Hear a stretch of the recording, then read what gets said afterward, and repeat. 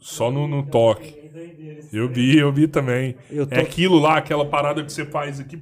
Tocando, exatamente, tocando. E a pessoa sente. Porque o orgasmo não é homem nem mulher. O orgasmo não tem sexo. Sim. A gente que acha que é. Ah, não, eu só tenho orgasmo com mulher. Não. Tem homem hétero tendo orgasmo se eu fizer. Porque não tem nada a ver com sexualidade. Tem a ver com a força da energia sexual. E aí que é a coisa incrível. A força é tão grande que cria. É o que eu falei pra vocês. Eu sou um cara que tem uma energia sexual muito alta, então eu sou bem dependente no bom sentido da relação sexual. Só que pra mim ela tem que ter sentido. Não é pra gozar e dormir. Isso essa energia afeta na testosterona também? Totalmente. Ela eleva o nível da eleva o testosterona? nível, porque você fica com mais libido, com mais energia. Por exemplo, você pode injetar testosterona. Mede testosterona, vai no médico, compra na farmácia, pega com alguém. Todo mundo tem acesso hoje. Coloca testosterona. Aumenta o teu nível lá. Mas muita gente que tem testosterona alta não necessariamente tem essa energia. Se fosse assim, qualquer fisiculturista seria o cara, né? Quando é manipulado é uma merda depois. Perfeito, né? você falou tudo. Manipulado, a gente tá trabalhando de coisa nossa. Uhum. Agora, veio de um frasco e entrou, aí é uma coisa externa. É igual que eu falei da maconha. O problema não é a maconha. O problema é quando eu quero que a maconha resolva o meu problema. Aí virou um problema. Então a maconha não é um problema. Agora, quando eu quero que ela resolva o problema, é um problema. A testosterona injetada não é um problema. Agora, quando eu quero que ela resolva um problema de fraqueza, de cansaço, é que a minha energia está baixa. Então, não é melhor eu elevar a minha energia e depois sim, não, eu posso tomar testosterona, estou numa idade tal, preciso repor, beleza. Repor é uma coisa, né? Sim, O cara toma lá de 21 em 21 dias, mas sim. hoje a garotada toma 1, 2, 3, 4 vezes por semana. Essa parada tem tudo a ver com frequência. Esse negócio de Total. frequência é muito foda. Pô, a gente começou a trocar ideia através do Thiagão, né? Do Red Pill. Acho que foi através dele que a gente se conheceu. Acho que foi o Schultz, eu fiz com ele. Que ele teve aqui, eu vi que você fez com ele e tal. Tem uma galera mais extremista do Red Pill que os caras são totalmente contra ter relacionamento. Os caras preferem pagar um GP mesmo, assim, sabe? Eu sei. Que é os extremistas.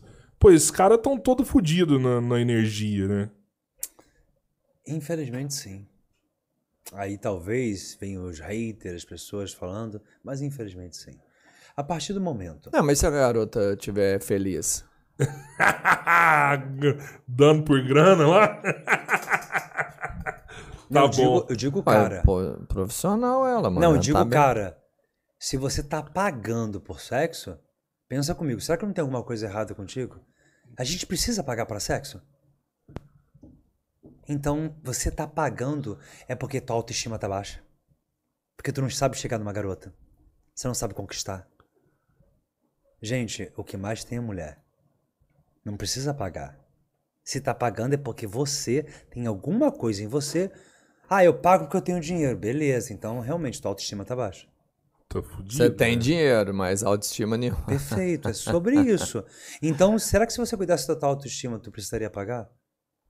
De novo, o problema não é ter dinheiro, o problema é que às vezes a gente usa o dinheiro pra tapar uma coisa. Aí tu compra uma Lamborghini, 4,5 milhões. Aí tu entra na Lamborghini, claro, tu vai parar o trânsito, né? Quase ninguém tem Lamborghini. Mas por dentro você tá cheio de problema. Ah, eu prefiro ter problema numa Lamborghini, eu escuto isso direto, do que ter problema num Fiat Uno.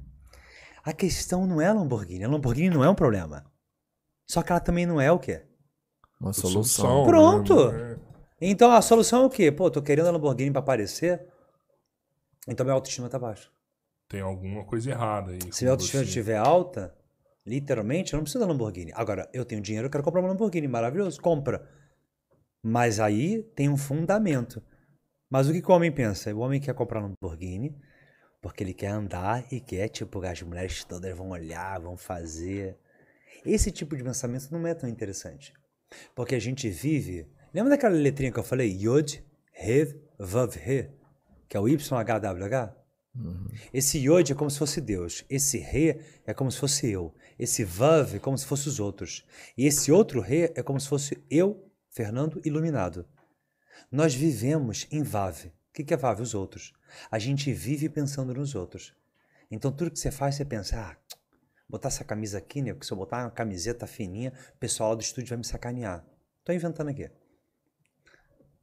Você deveria botar camiseta fininha, porque tu quer. Mas tu não vai botar, porque o VAV, as pessoas, vão te sacanear. Então a gente vive errado. A gente deveria viver assim, ó, Deus, eu. As pessoas vão estar no meu caminho, mas o que importa sou eu. A gente não faz isso. A gente faz assim, ó. As pessoas vão dizer para onde eu tenho que ir. Então aqui eu vou para cá, tá todo mundo indo para cá, aqui eu também vou. A gente faz os caminhos porque a manada vai. Totalmente errado. É errado porque não tem a ver com a gente, não é a nossa missão. Por exemplo, eu já li a Bíblia 7 vezes, eu já ensinei padres e pastores. Eu sou todo tatuado, tenho piercing, eu tenho um jeito todo diferente. Eu tenho cara de um cara que conhece a Bíblia mais do que o próprio pastor? De Bíblia não. Não tenho. Mas, de fato, já li 7 vezes porque eu sabia que a Bíblia era muito mais do que a Bíblia. Ela tem uns códigos ocultos ali que ninguém sabe. Sério, tipo o livro de Eli ali, que a galera vai dominar isso aí. ali, né, mano? Basicamente isso. Você conseguiu identificar os códigos secretos ali. É, porque se você vê os números dos capítulos e dos versículos, tá nos números. Como assim? Caraca. Por exemplo, se você pegar João, capítulo 17, versículo 3. Aham. Isto significa vida eterna, que absorva o conhecimento de ti, o único Deus verdadeiro, e daquele que enviaste, Jesus Cristo. Legal. Li. Só que é João 17, 3. Capítulo 17, versículo 3. Então, capítulo 17, 1 mais 7 dá quanto? 8. O versículo é 3. 8 mais 3 dá quanto? 11. 11 são 2 números 1. 2 número 1 dá quanto? 2. Quando a gente começa a fazer esse jogo e ler o texto, a gente descobre que o final 2 tem a ver com essas duas pessoas, Deus e o Filho. Aí a gente começa a entender que eles estão dizendo de uma ação, de uma energia de ação. É difícil explicar isso assim tão rápido. Tá. Não, mas tá massa. Mas os números, eles têm uma representação. 1, 2, 3, 4, 5, 6, 7, 8, 9 e o 0. Porque depois o 10 é 1 mais 0 é 1. 11 é 2. E assim por diante. Então, os códigos estão no capítulo e no versículo. Aí tu lê o texto em hebraico, grego ou aramaico para perceber as palavras, junta com os números e descobre uma outra coisa que não está escrita ali. Esses dias Que seria seria- que os números são algo novo na humanidade, assim, que antigamente a gente usava só os números romanos. Na verdade, os números nem são números, né? São desenhos. Aí depois se transformaram numa leitura numérica. É muito louco isso tudo. Se a gente for ver, tudo é geometria, tudo é desenho. O corpo da gente é um desenho. O falo, triângulo para cima, né? A vagina, não é um triângulo para baixo? Sim. E o triângulo para cima, vocês sabem que símbolo é esse? Não. Triângulo para cima representa fogo. Triângulo para baixo representa que símbolo? Água? Água. Triângulo para cima com um cortezinho aqui em cima, já viram esse desenho? Já viram isso aqui? Não, nunca vi isso. Isso aqui representa ar. Isso aqui representa terra. Terra. Isso aqui é fogo, isso aqui é água. Isso aqui são Os pictografias, 4 elementos. são os 4 elementos. Que existem, estão datados, estão escritos em tábuas, em pedras, em cavernas, há 5, 6, 7 mil anos. 5, 6, 7 mil anos. Nas cavernas. As Então, cavernas. Eles representavam os elementos assim. Então, olha aqui, né? O falo, o pênis, a vagina, e depois tem os outros elementos que representariam a junção dos dois. Agora, se você pegar esse triângulo para cima, depois botar um triângulo para baixo no meio, o que que faz? Estrela de Davi. Pronto. O quê? Estrela de Davi. Estrela de Davi. Então, triângulo para cima é fogo, triângulo para baixo é água. Então, a junção do fogo e da água, do macho e fêmea, do masculino e feminino, do sol e da lua, do pênis e da vagina, de todas as formas possíveis. Na junção, a gente tem um símbolo de proteção, um símbolo de que foi usado muito para proteger, para fazer uma aliança entre Deus, Davi, É etc. Deus, né, cara? Isso é Deus, né? Então, os símbolos representam essa conexão com Deus. E tudo é símbolo, por isso que eu falei. Ali a gente tem 3 lâmpadas, né, seta. de LED formando uma seta. E nós temos representações em cavernas de seta. Seta, tem um desenho de seta, ele é um símbolo chamado TYR, Tigre. Tigre. Não, não é. É uma runa. Já ouviram falar? Runa. Runa nórdica. É, já. Os vikings. Por isso que eu ia falar, Tyr é um deus, não é? Isso aí. Um deus grego. Ele mesmo. Um deus nórdico. Isso aqui é runa, isso aqui é runa, isso aqui é runa. As runas são o quê? Runa significa sussurro. É uma forma de você se comunicar com o teu interior. É runa. Os nórdicos usavam, mas as runas não são deles. A gente conheceu as runas com os nórdicos, com os filmes, com Ragnar, para quem é mais novo. Mas o que acontece? A Tyr, o desenho é uma seta. Basicamente aquilo ali, uma seta. E o que significa Tyr? É guerreiro. Então é força aqui, de vontade. Então a seta representa o quê? O pênis para cima. Então se o pênis está para cima, tem força de vontade, tem desejo, vai pra guerra, faz acontecer. Por isso que o símbolo do masculino seria aquela bolinha com a seta? Ou não? Não tem a ver? Quando você fala de Aquele redondo com a dos setinha. elementais. Ali tá falando dos planetas. Com a cruzinha pra baixo. Isso, quando você tem a bonequinho com a perninha pra baixo, aí a gente já fala de outro tipo de simbologia.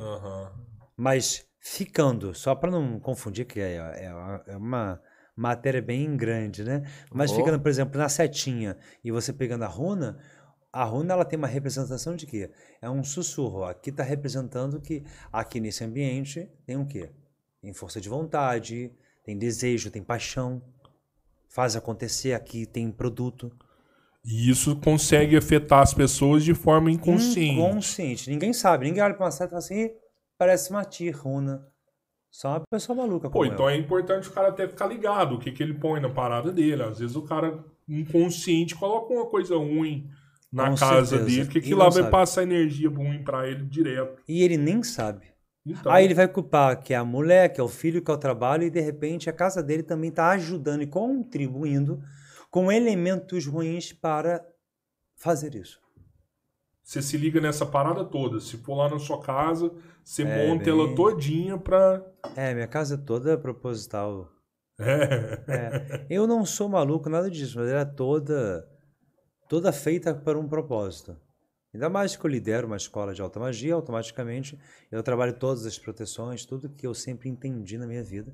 Eu adquiri esse conhecimento. Não é uma coisa que eu fico divulgando, eu não fico mostrando, gente, olha só, vamos dar uma olhada aqui. Nessa área aqui da minha casa, eu fiz isso. Não. Mas tem um significado. Tudo tem um significado. Mas é massa, cara. A gente tava com a galera e o cara construiu a casa dele, lembra? Na frente de um lago. E tudo tinha um significado na casa do cara, assim, sabe? Isso não é ser louco, velho, né? Você tem esse conhecimento, você acredita nisso, você tem que colocar em prática, velho. E minha vida inteira foi assim. Se eu tô aqui hoje é porque eu coloquei isso em prática. E não é uma coisa que você tem que acreditar. Isso é maluco. Isso não existe. Tá bom? Isso é criticado pelas pessoas, principalmente as pessoas que sabem o que você tem e o que você está propagando, porque durante anos o conhecimento foi guardado, né? Não era conhecimento para ser liberado, para ser aberto. Ainda não é, eu acho. Eu acho que as pessoas ainda querem guardar isso aí. O que eu ensino, eu tive muitos problemas há muitos anos atrás, de pequenas perseguições, mas não é perseguição nada demais. É tipo, olha, não pode fazer isso, você sabe que não pode ensinar essas coisas, isso tem que ficar fechado. Te pediram pra calar? Pediram. Só que eu não calei e ficou por isso. Não sofri nenhum tipo de ameaça, nada disso eu sofri não. Mas foi tipo aquela coisinha meio chata de ouvir, que você fica preocupado, né? Será que tô recebendo uma ameaça, não sei? Sei lá, né? Sim. Mas não foi nada demais. Mas por que não foi nada demais? Porque eu acabei me tornando o maior grau dentro de uma sociedade. Então, sendo o maior grau, existe também uma questão de proteção, de hierarquia, etc. De um respeito também. Hoje eu lidero uma fraternidade, como eu falei para vocês, e dentro dessa fraternidade eu tenho gente que é maçom. Eu tenho maçom 32º grau na maçonaria. Penúltimo máximo, grau. Né? Penúltimo. O último grau, que é o Grã-Mestre, é 33. Você já foi maçom já? Não. Mas você sabe muito do que Mas eu sou grau 33. Mas eu não sou da maçonaria. Mas da sua ordem. Grau 33 na sua ordem. De uma outra ordem do qual eu fundei essa ordem que eu tenho hoje. Mas hoje eu tenho um amigo meu, grande amigo meu, que inclusive eu atendi ele esses dias, que ele é maçom grau 32, vai fazer agora a colagem provavelmente em outubro para o grau 33, e ele está na OMTB, que é a minha fraternidade, há 4 anos, sei lá.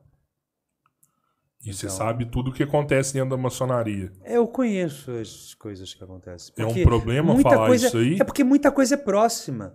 Então, por exemplo, a maçonaria usa lá no primeiro grau dela o vitriol. E isso acontece em várias ordens. Então, tudo é muito próximo. Vitriol? Vitriol é basicamente em latim significa visita. É V-I-T-R-I-O-L. É V.I.T.R. Então, cada palavrinha tem uma frase. Em latim é visita interior interrae, retificando in venis occultum lapidem. Vitriol.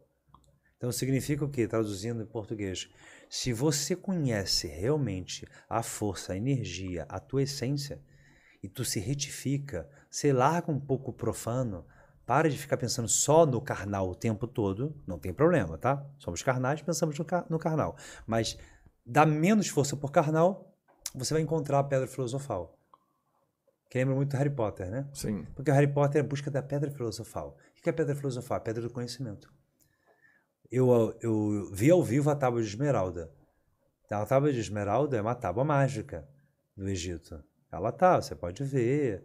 O Vaticano tem, alguns lugares tem. Então você consegue ver a Tábua de Esmeralda e você vê as inscrições, você vê como é que aquela coisa tem muita força. Ou seja, existe um conhecimento na gente, oriundo dos nossos antepassados, que eles estão fechados até o momento que você fala, eu quero ver agora a verdade.